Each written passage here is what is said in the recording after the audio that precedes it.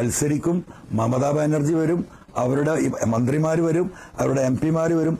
Politics പച്ചയായിട്ട് നമ്മൾ പറയും, ജനങ്ങളുമായി സംവദിക്കും. ഒരു തർക്കവും കാര്യത്തിലില്ല. PV അൻവറിന് താൻ മറുപടി പറയുന്നില്ലെന്ന് നിലമ്പൂരിലെ UDF സ്ഥാനാർത്ഥി ആര്യാടൻ ഷൗക്കത്ത്.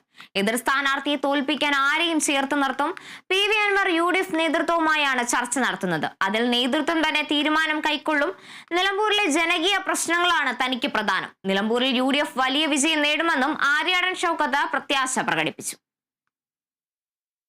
അൻവറിനുമായി ബന്ധപ്പെട്ട കാര്യങ്ങൾക്ക് ഞാനല്ല പ്രതികരിക്കേണ്ടത്. ഞാൻ പറഞ്ഞല്ലോ, അത് UDF-ന് എൻ്റെ നേതാക്കന്മാരാണ് അൻവറുമായി സംസാരിക്കുന്നത്.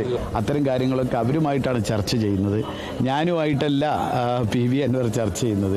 ഒരു തെരഞ്ഞെടുപ്പ് ആകുമ്പോൾ അപ്പുറത്ത് മത്സരിക്കുന്നത് ആരാണോ അവർക്കെതിരെ ആരെല്ലാം ചേർത്ത് പിടിച്ചുകൊണ്ട് മുന്നോട്ട് പോകാൻ കഴിയും, അതിനായിരിക്കും ശ്രമിക്കുക എന്ന്. നമ്മളെ സംബന്ധിച്ചിടത്തോളം ഒരു വലിയ ഭൂരിപക്ഷത്തിന് നിലമ്പൂർ തിരിച്ചു പിടിക്കും. അതായിരിക്കും നിലമ്പൂർ തെരഞ്ഞെടുപ്പ് റിസൾട്ട്.